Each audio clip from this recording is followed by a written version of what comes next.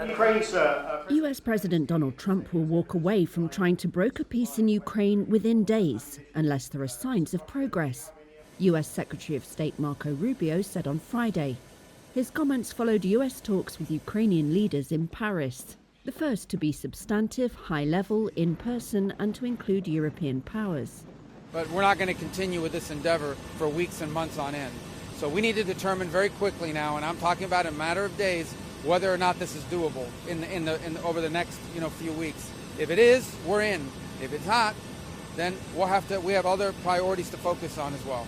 This was despite apparent progress in Paris on Thursday, where Rubio said a US peace framework he presented received an encouraging reception. Ukrainian President Volodymyr Zelensky's office called the talks constructive and positive. We have a minerals deal, which I guess is going Trump said on Thursday he expected to sign a minerals deal with Kyiv next week, after an attempt in February fell apart following Zelensky's Oval Office clash with Trump and Vice President J.D. Vance. So it was unclear why Rubio's tone shifted so dramatically overnight. But 3 European diplomatic sources told Reuters it reflected growing frustration in the White House over Russian intransigence to end the war.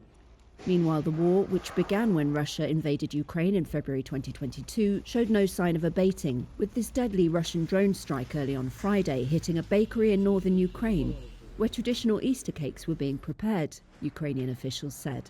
There was no immediate comment from Paris, London, Berlin or Kyiv on Rubio's statement. Kremlin spokesperson Dmitry Peskov said some progress on a peace settlement had been made, but contacts with Washington were difficult. Moscow remained open to dialogue, he said. Trump promised during his election campaign to end the war in Ukraine within his first 24 hours in the White House.